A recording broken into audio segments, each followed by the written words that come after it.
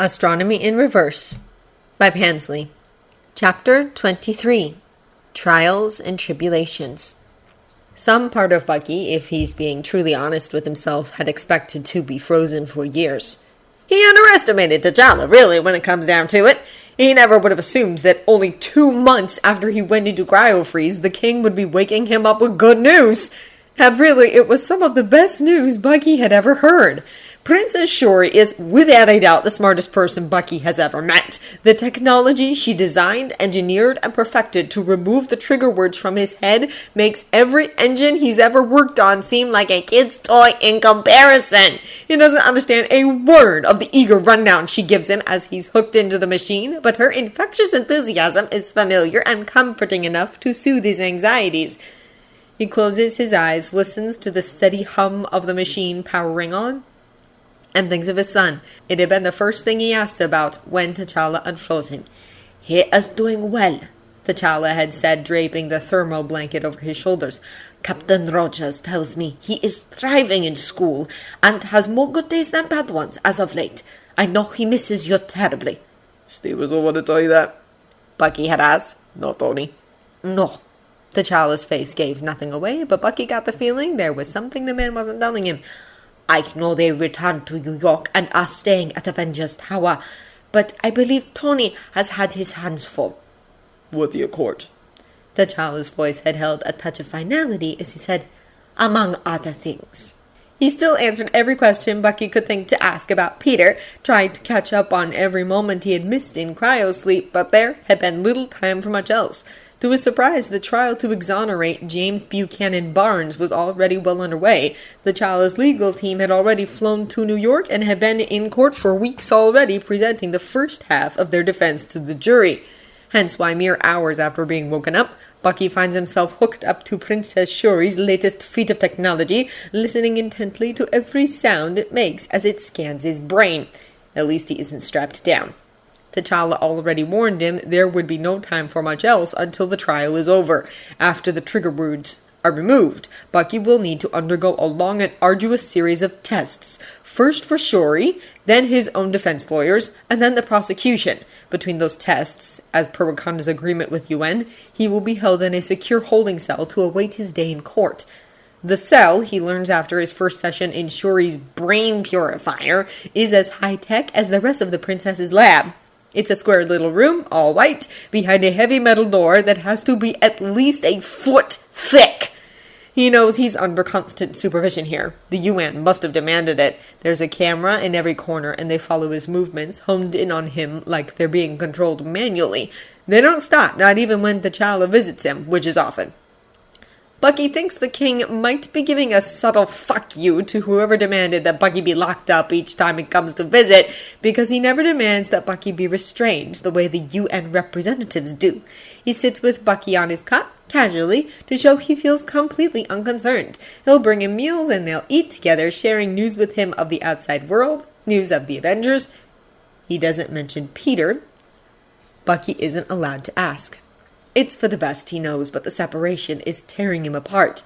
He is watched constantly for any possible flaw, any slip-up, any snag in the story his defense lawyers have spun in court. The UN doesn't know about Peter. They don't know that Bucky spent the last year living in Queens with an orphan child. And if Bucky wants to keep Peter out of this whole mess, it has to stay that way. It makes it hard. He can't make any move that acknowledges Peter's existence, not even to confide in his friend.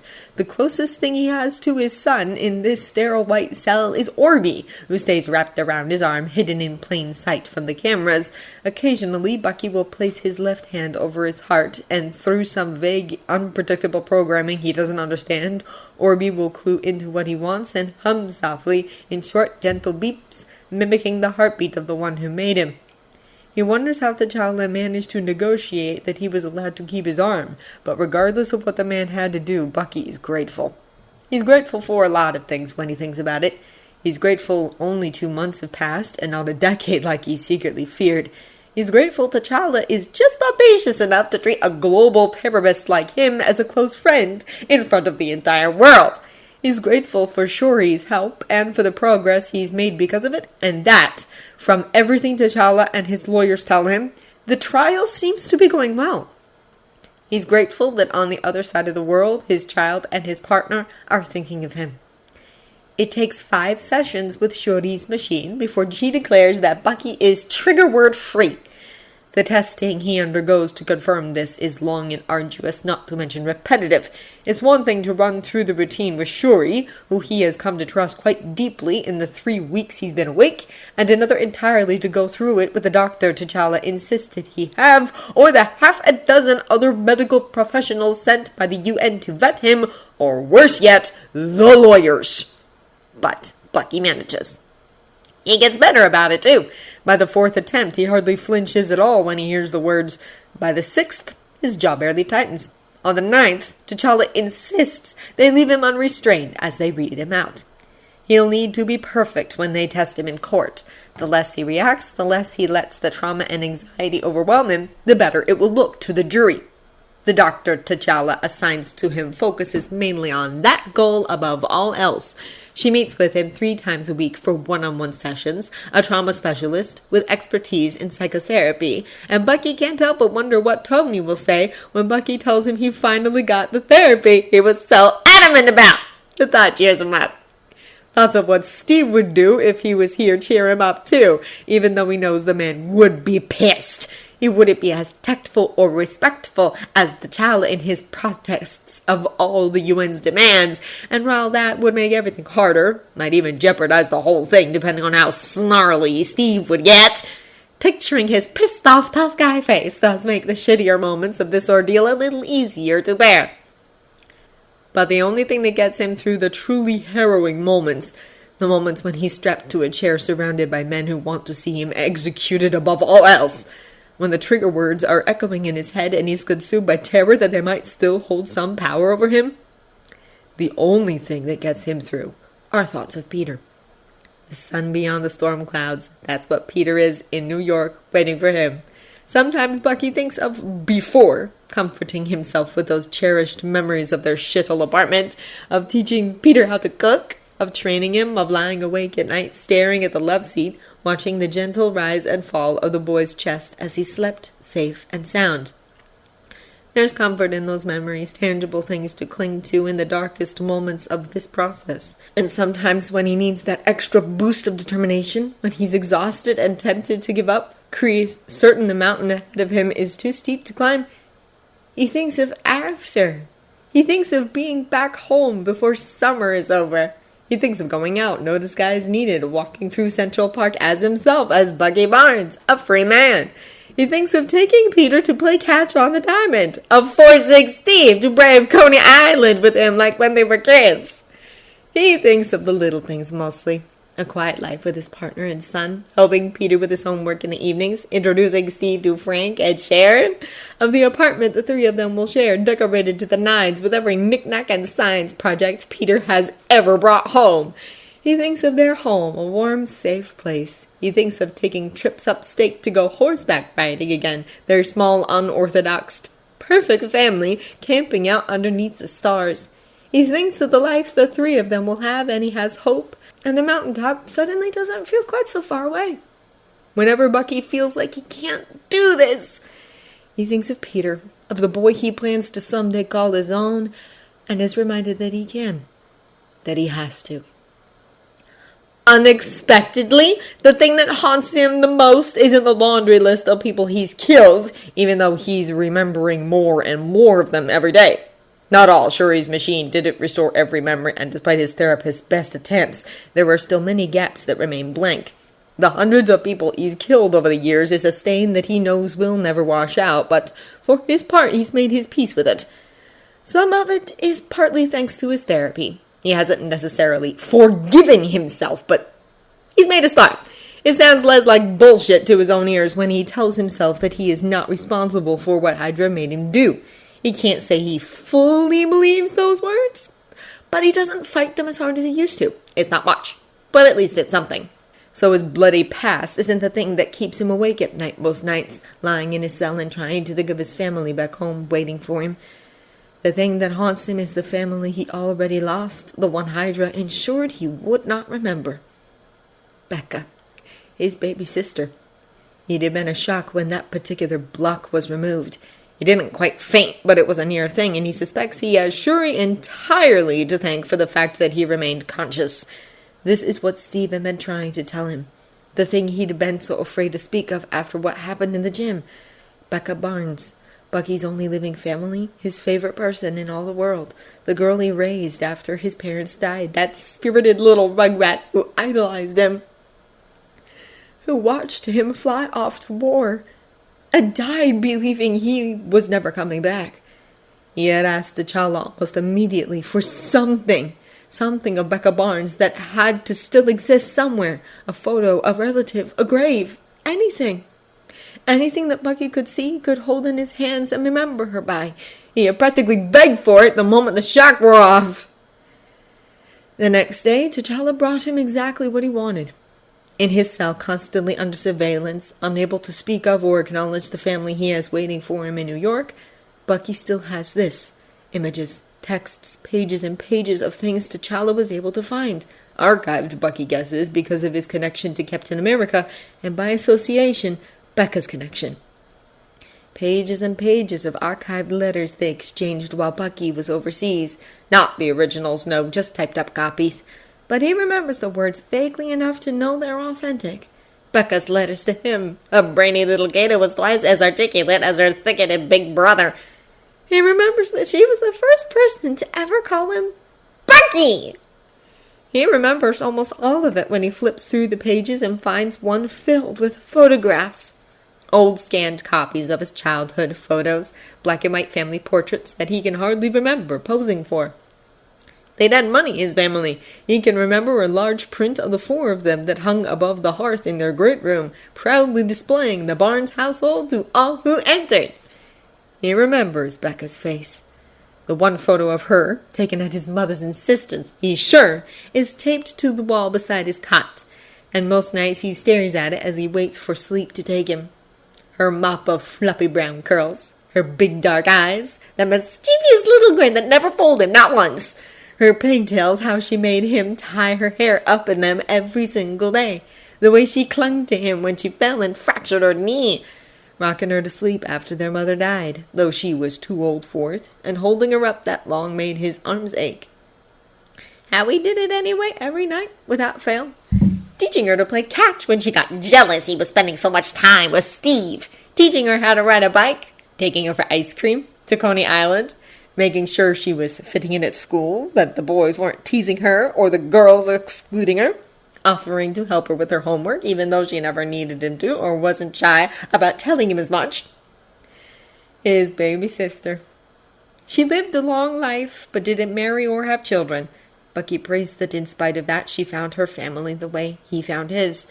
With every fiber of his being, he clenches his wet eyes shut and prays she found that place she could call home, desperately trying to block out Peter's words echoing sadly in his head.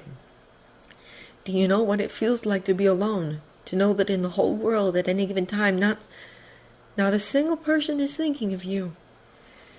Did anyone think of Becca after Bucky fell and Steve crashed into the ice?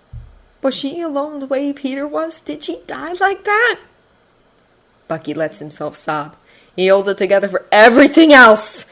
The therapy, the tests, the interrogations, the isolation, the inability to ask about, see, or hear from his kid. All of it. He keeps it together. But not with this. With this, he lets the dam break as often and as violently as it wants to. Becca was the center of his entire world. She needed him. She depended on him. And he didn't even know she had ever existed when she died. It was Peter's greatest fear. And it had happened to his kid sister. At least, unlike Peter, Bucky can discuss Becca in therapy. Some days that's all he can bear to talk about. Others he flinches away from the subject like a scared animal. It's not an easy thing to predict what kind of turmoil he'll be faced with when he hears her name, but like with most things in his current life, Bucky isn't given much choice. It may be a tad naive, but Bucky genuinely feels hopeful the day he is finally extradited back to the U.S. Even with the armed security detail, the impenetrable military plane, the vibranium cuff tying his right hand to his belt, having his left arm and orby confiscated begrudgingly by T'Challa. Somehow he still feels hopeful. He's warned time and time again that this is the hard part, but he just can't see it. A weight's been lifted off his shoulders, and naive or not, he's going to enjoy the momentary relief. The jury has come to their decision. James Buchanan Barnes is not responsible for Hydra's, for the Winter Soldiers, crimes. It means, at the very least, that execution is off the table, which is no small victory. T'Challa warns him over and over again that this is the hard part. This is the true test. The second half of this trial, to determine whether or not Bucky Barnes, through no fault of his own, of course, is a danger to society. If he should be allowed to live a free life after all the things he's unwillingly done. If he's a threat to himself or others. If he can be trusted. The prosecution had been watching him like vultures for weeks, circling, waiting to make the kill, for Bucky to slip up, get angry, show any sign of instability that they could point to and say, "See, he's an animal, not a man. He can't ever be allowed to walk freely like one." It's their entire ballgame now. Label him as dangerous, a victim. Yeah, sure, but a dangerous one. And lock him up as far away from civil society as he can get. They're going to try to push you, his lawyer tells him, preparing him for his first day in court. They'll be intentionally shitty, Barnes. You name it. Insults, jabs, cool jokes. They're going to want you to react, to get angry. Play the sympathy card, but don't get hysterical. No blubbering. You have to be composed, but still human and relatable.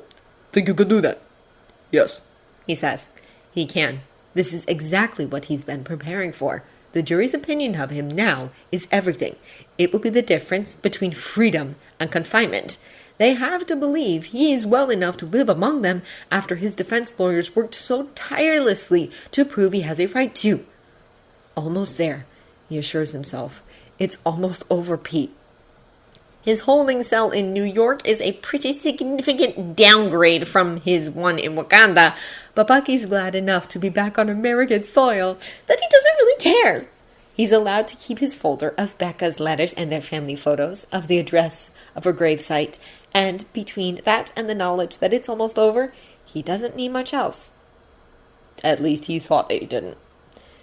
As they're outside of the courtroom, Bucky, his team of lawyers, and T'Challa, waiting to be called in, Bucky hears a familiar voice call his name and realizes instantly he needed something much more.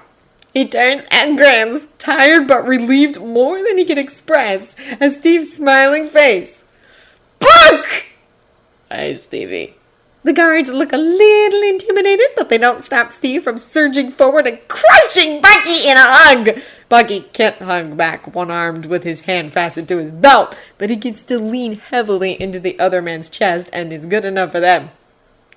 "I've missed you," Steve breathes out. Bucky presses into his shoulder. They have to pretend it's been much longer than it truly has. Despite how badly he wants to, Bucky can't ask where Peter is, if he's well, if he's been doing all right the past 3 months. But somehow, when he pulls away and looks into Steve's confident, steady blue eyes, he knows the answers. I missed you too. You ready for the big day? Bucky smiles. First of many, I've been warned. Yeah, Steve agrees. But it's almost over, Buck. Bucky takes a deep breath, nodding. It's almost over. The first day in court, Bucky is restrained in front of the jury and forced to listen to the prosecution read his trigger words aloud in clear, clipped Russian.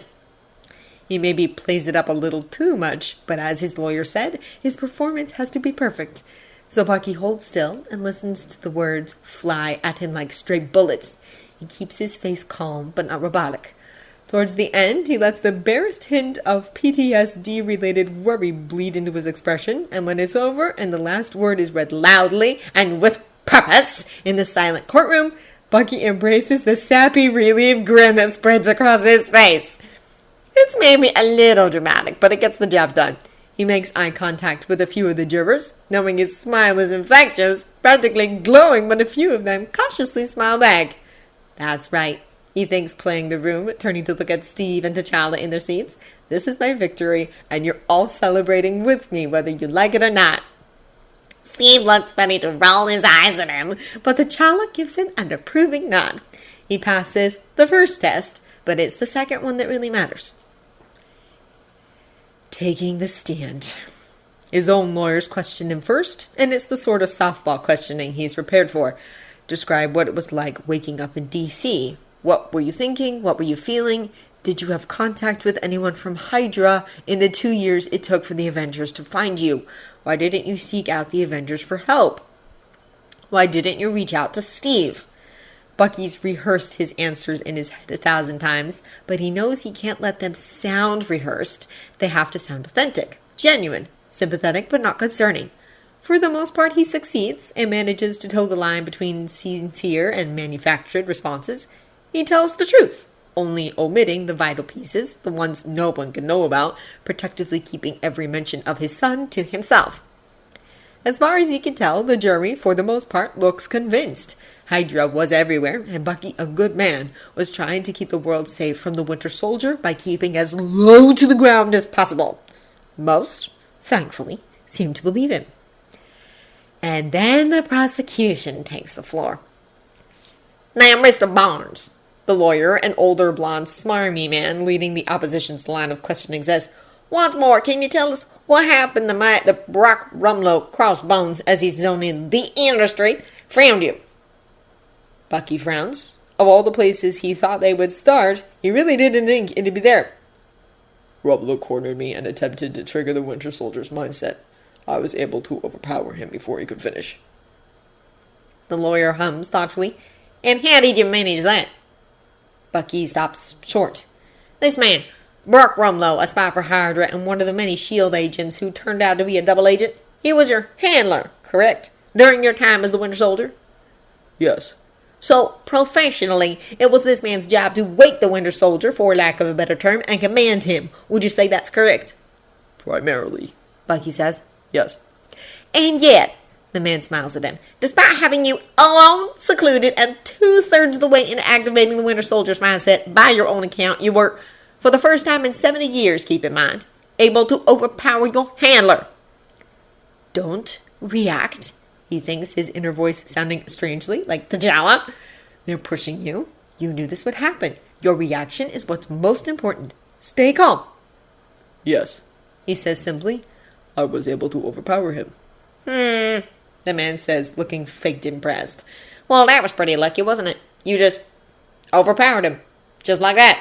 Something you weren't able to do even when he and other handlers in the past ordered the Winter Soldier to murder innocent people.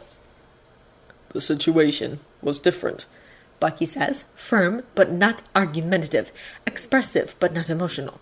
Hydra never deployed me. The Winter Soldier was always activated long before I was allowed to leave their bases. I didn't have a chance to fight back when I was conscious enough to realize what was at stake. They didn't give me one. Displeasure crosses the man's gaunt face. Mr. Barnes, again, if you would be so kind, please enlighten us as to how exactly you managed to overpower Rumlow. The echo of Peter's piercing, agonized scream lingers at the memory. Bucky takes a deep breath, remembering to appear sympathetic, and exhales softly as he says, I felt like I was only moments away from being put under their control again. His own lawyer nods at him and he continues, It took everything I had, but I was desperate to escape from him. Not a lie, just an omission of truth. They must not find out about Peter. He clears his throat. Just before I could finish saying the words, I threw myself at him and punched him in the face as hard as I could. How many times? Bucky tries very hard not to glance over at the jurors. I wasn't counting. When the lawyer narrows his eyes at him, he adds, I knew that if I gave him another chance to speak, he would finish using the trigger word on me. I didn't want to be violent, but there wasn't any other feasible option. I punched him several times until he was knocked unconscious, and it was safe to stop. But if it weren't for Peter, Bucky knows that's not what would have happened. He would have beaten Rumlow to death like a dog, and this entire trial would be going very differently. You didn't want to be violent, the lawyer repeats slowly, as though highlighting the obvious lie in Bucky's speech. Yet when Brock Rumlow's unconscious body was found dumped in a parking lot, he was, according to the ER doctor who treated him, perilously close to death. He eyes Bucky critically, a haughty tone in his voice. Mr. Barnes, even in your extremely abnormal circumstances, there is a limit to self-defense. I have to wonder, as I'm sure so many of us are, do you know what that is? I do. Bucky says. He meets the man's eyes, careful to school his features. This isn't a fight, his expression says. It's not me versus you. We're all friends here, getting to the bottom of this together. Just one big team, all on the same side. At least he hopes that's what his face says. It's entirely possible he isn't nearly as good at this shit as he thinks he is, and his true feelings are on display for everyone to see. I'm not taking your fucking bait, dickhead! Rumlow survived because I didn't want to kill him. Once he was unconscious, I took him to the nearest hospital and left him propped up against an ambulance where I knew paramedics would find and help him. I even waited on a nearby rooftop to make sure he was found. I didn't cause him more harm than I absolutely had to. For my son's sake. Even after everything he and his organization did to me, Just a little. He lets the truth out just a little, just the smallest crack of emotion in his voice, the barest hint of his true feelings. I hate the violent things I was forced to do under their mind control. More times than I can count since the day I escaped from them in DC, I've thought to myself that if it could have prevented all this bloodshed, then I wish I really had died when I fell off that train like the world thought I did. He can't meet Steve's eyes after he says it. The lawyer, on the other hand, looks absolutely best. Bucky lets a small, sad smile cover his face. Thanks for the smoking gun, pal.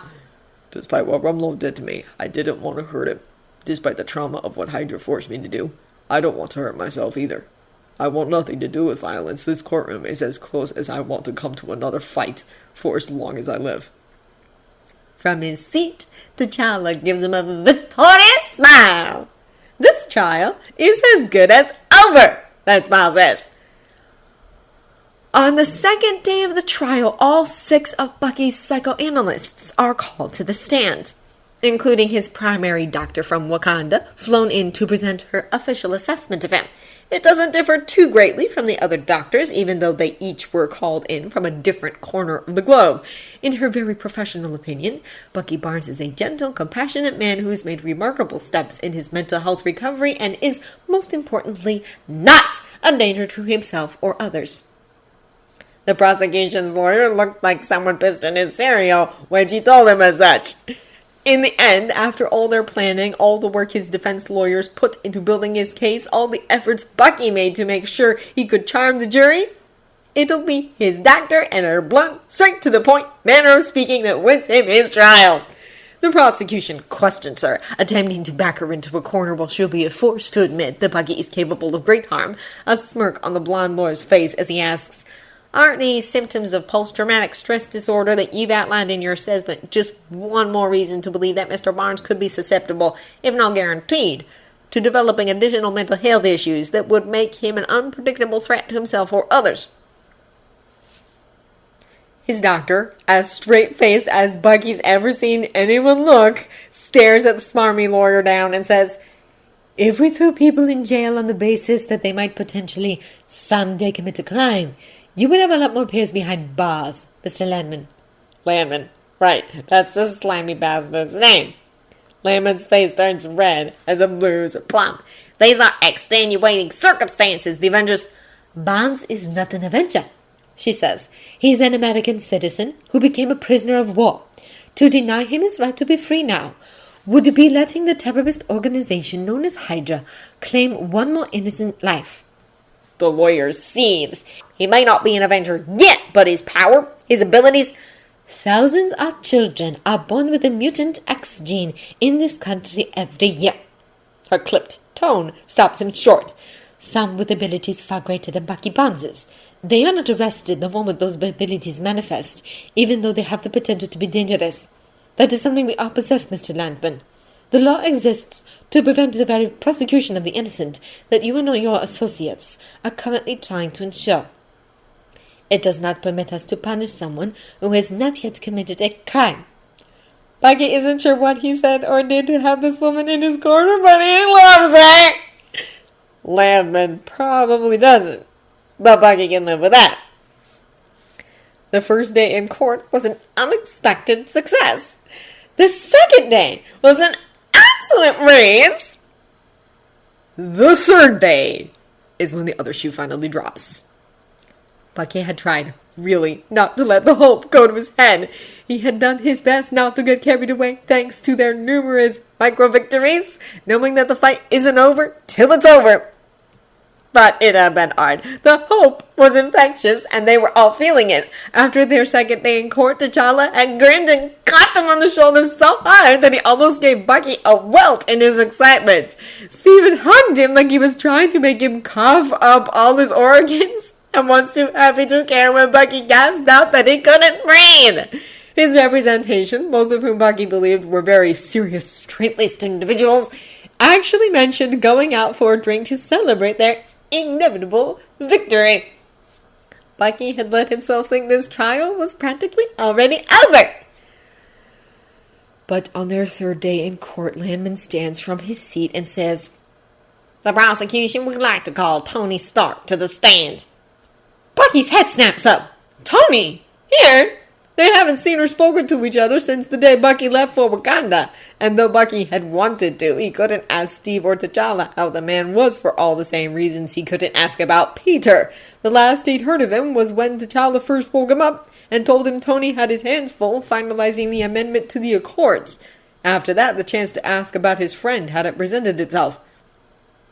He swivels in his seat and watches Tony approach the stand, immediately struck by two things: the shocked looks on T'Challa and Steve's faces, and the hateful look on Tony's. Bucky stares after him, confused. Tony's face is dark, unlike anything Bucky has ever seen.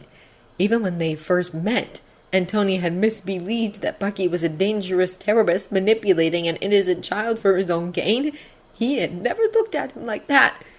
He can't keep the questioning look off his face as Tony takes his seat across from him and stares him down, trying desperately to figure out what's wrong and what the hell the prosecution is planning. "Master Stark," Landman says, his smile beaming, "thank you for taking the time out of your very busy schedule to join us today. I assure you this won't take long." Tony pins him with a flat look. No retort, no witty remark or condescending joke. Tony, what the hell? What happened to you? "Mr. Stark, can you describe your relationship with the defendant?" Tony's cold eyes skim from Steve to Bucky. "I don't have one." Something in Bucky's gut twists. "But you recognize him. Are you aware who he is?" "Trial of the century, broadcasted on every news outlet at every hour of the day. Yeah, I'd say I'm familiar." Thank God, Bucky thinks. It's still him. Something's wrong, but at least it's still Tony. "I'm curious, Mr. Stark, if I asked him the same question, do you think he would know the answer?" What the hell is he playing at? "You've said my name at least once in every question you've asked, so I'm gonna say yes." "But do you think he would recognize you? Do you think he would know who you are in your position?" "He's sitting right there, Socrates. Why don't you ask him?" So you don't. Am I right in assuming that? You don't believe Mr. Barnes would recognize you?" Tony's glare deepens. His voice is tight. "Probably not." The lawyer's smile is sharp enough to cut stone. "How about your father?" In the stand, Tony's whole body goes very still. Bucky's mind races. "Mr. Stark, do you believe the defendant would recognize your father if he saw his face?" The courtroom is completely silent, but all Bucky can hear is the rush of blood in his ears. What the hell is going on? "Mr. Stark?" "Yes," Tony says. "Yes? You think he would recognize your father if he saw him?" Tony's expression is so dark right now, Bucky doesn't even recognize him. But Tony again says, "Yes." Landman grins, wide and wolfish.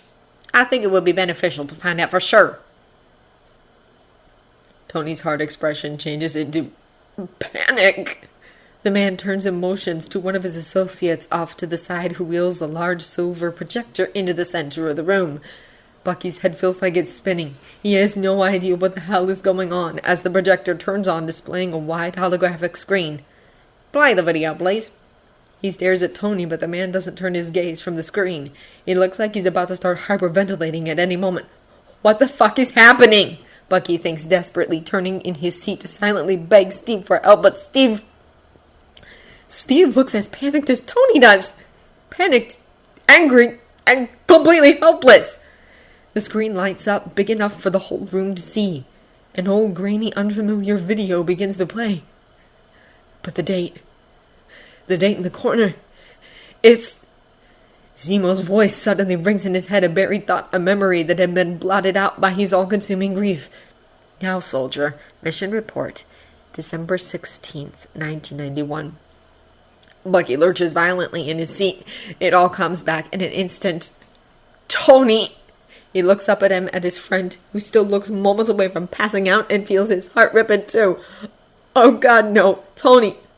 No, no, no, please! Landman turns back, meets his gaze, and smiles.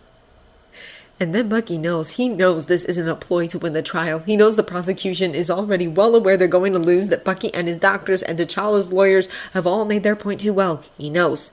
He sees that now. This isn't about winning the trial. It's about making it hurt.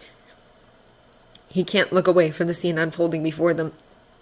That dark, snowy road, the memory stitches itself together with every passing second that the video plays. The crash. Bucky, the Winter Soldier, pulling up beside the car. Tony's mother screaming for help. God, no, Tony, please, Tony. His whole body shakes. Tony folds in on himself as he watches his parents die. As he watches Bucky, a man he stuck his neck out to help save, murder his mother and father. The video isn't long, and it ends with the soldier's impassive, untroubled face staring up at the camera before attempting to destroy the evidence. When it's over, for a moment, no one in the entire room moves or makes a sound. Bucky doesn't think he could, even if he wanted to. He killed Howard Stark, Steve's friend. He orphaned Tony. No, no, no, no, God, please, no. He almost collapses in on himself, but a firm, steady hand reaches out and grabs his wrist beneath the table. Bucky jolts at the touch, but his lawyer doesn't remove his hand until he's taken a deep breath and forced his body to go loose. He can't break down in front of the jury. He can't. But for a moment, the consequences of that don't matter, because a vicious, insidious thought clouds his mind. Will it matter now if he wins? Will it make one bit of difference if they set him free? Will Tony return his son to him now? The realization dawns. That hateful look on Tony's face when they saw each other. He knew. He knew before the lawyer called his name. He knew Bucky killed his parents, and he learned that fact while Bucky was out of the picture, while caring for the son of the man who took everything from him. He had Peter with him. Calm down, he thinks frantically. You're not thinking. He wouldn't hurt Peter. You know he wouldn't hurt Peter. No matter how much he despises you, he would never do that. But would he keep him? Would he separate them now out of spite? Or to keep Peter safe from a man he can now never trust? Mr. Stark, the lawyer says, voice coated with false concern, I only have one more question for you today. It takes him a moment, but Tony manages to lift his head. He doesn't look at Bucky, but he doesn't need to. The expression on his face says more than enough. Tony looks like he wants nothing more than to see Bucky dead. Depending on what Landman asks next, Bucky realizes with slow-mounting horror, Tony may just get his chance. Given the horrible scene we have all just witnessed, Landman says, wouldn't you agree, Mr. Stark, that this man is not only dangerous on a completely unprecedented level, but that, for the good of all of us, including himself, it is imperative that he be sentenced to the strictest security measures authorized by the court of law? Bucky doesn't dare to breathe. Tony's cold gaze shifts over to him. This is it. The chance for Tony to take his revenge. All he has to do is say, yes, yes, Bucky Barnes is a menace, a threat to everyone he meets. He should be locked away in the thickest cell we have. That's all it would take. One small word, and Bucky knows the jury would follow him, the way the Avengers have followed him, the way Peter has followed him. Tony Stark is just that kind of person. And right now he has the power to ensure Bucky never sees his son again. It would be worse than death, but Tony knows that, and judging by the look on his face, he isn't opposed to the thought at all. Bucky waits, frozen all the way to his core, for Tony to seal his fate. But the man opens his mouth and says, Absolutely not! Bucky flinches, Lemon, clearly confused, sputters and says, Forgive me, Mr. Stark, could you Could you repeat that? Tony rounds on him with a glare. I said absolutely not. You don't think this man, the defendant, deserves to be incarcerated for the crime we all just witnessed, as violent and horrible as it was? I think the jury already decided that Bucky Barnes is not legally responsible for the Winter Soldier's crimes, Tony snaps. And according to every single medical professional who's examined him, there's no evidence to suggest he's going to randomly snap and go on a bloody rampage any more than the rest of us are. You don't have a leg to stand on. He stands glaring Landman down as he descends from the bench and heads for the door. Landman stands frozen solid for a moment until what just happened catches up with him, and he runs an aggravated hand through his reedy blonde hair and announces belatedly, "No further questions." On his 5th day in court, 3 weeks after he was extradited to the U.S., Bucky Barnes is fully exonerated by the elected jury of the United Nations. Steve is there, as he has been for every single court proceeding, and the moment Bucky's wrist is uncuffed, he finds himself swept up in a tight, emotional, desperate hug. One-armed and exhausted, Bucky clings back for everything he's worth. He can't keep the smile off his face despite how bone-tired he is. He did it. He's kept his promise. He's free of Hydra, and as of today, he no longer needs to run or hide. He reached the mountaintop! Thank God! Steve is whispering into his shoulder. Somehow Bucky knows he's crying without seeing it. Thank you, thank you, thank you, thank fucking God! Easy, Rogers. Bucky jokes, but his heart's not in it. If we should thank anyone, it's definitely T'Challa. You're very welcome, Bucky. Bucky turns, Steve still mostly clinging to him, to greet his friend and savior. T'Challa grins at him, unabashedly, openly relieved, and holds out a long silver case for him to take.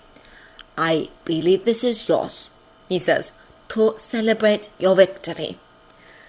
I couldn't have done it without you, Bucky says, but he obediently reaches over and pops the case open. His eyes get a little misty at the sight of an arm. A left arm, black and gold, and definitely something designed by Shuri.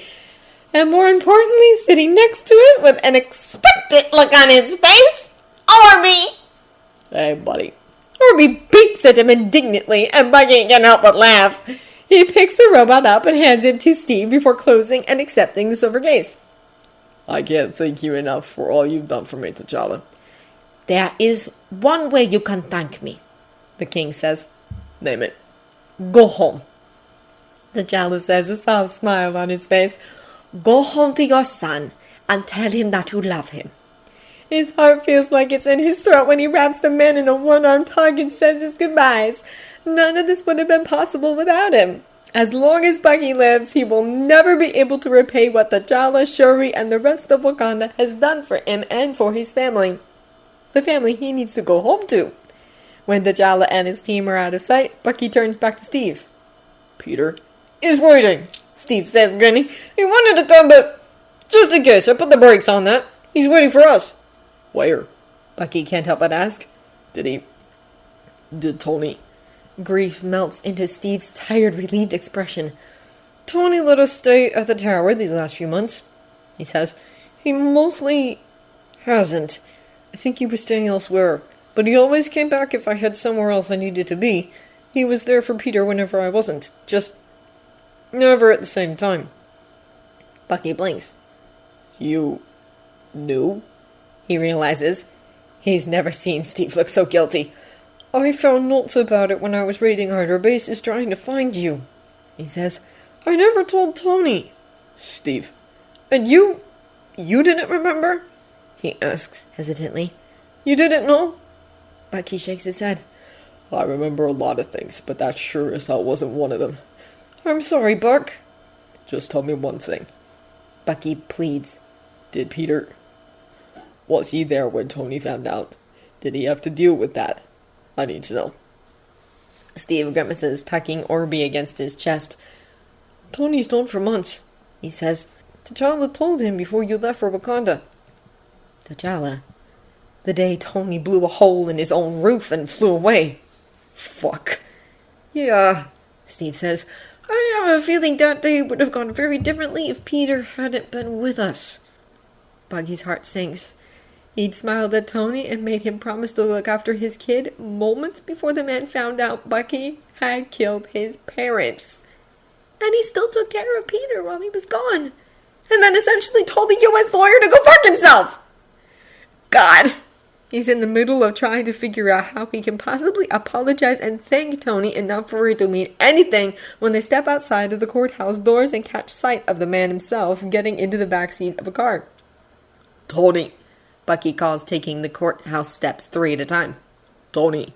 The man's head snaps up at the sound of his voice, pausing 1 foot inside the car. He watches Bucky approach, his expression half obscured by a pair of dark sunglasses. Bucky comes to a stop and realizes he has no idea what to say. Tony? He tries. I'm so sorry. I'm so grateful. Tony stares at him wordlessly, his jaw tightening when Steve comes to a stop next to Bucky. After a moment, he takes a deep breath and says, Peter is waiting for you at the tower. Bucky's face breaks into a relieved grin. I don't want to see you there when I get back. His voice is cold. It's not a request. His head tilts in Steve's direction. Either of you. Tony, Bucky says, pleading, but the man finishes climbing into his car and slams the door. Steve places his hand on the small of his back as they watch him drive away. It's odd how painful the loss is. Bucky's gained his freedom, his right to be a citizen of his home country again. He's moments away from reuniting with his child. But he's lost a good friend. The ache gnaws. Come on, Steve says, leading him down the sidewalk. Our ride will be here soon. With a deep breath, Bucky nods, forcing the conflicted feelings as far down as they can go. There's still so much to celebrate, to be grateful for, to look forward to. I'm ready, he says. I just want to see my son.